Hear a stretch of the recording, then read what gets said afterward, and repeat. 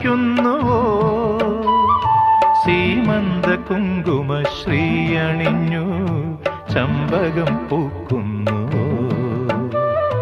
മണ്ണിന്റെ പ്രാർത്ഥനാലാവണ്യമായി വിണ്ണിന്റെ ആശംസയായി, വിണ്ണിന്റെ ആശംസയായി സൂര്യാംശു ഓരോ വയൽ പൂവിലും വൈരം പതിക്കുന്നുവോ?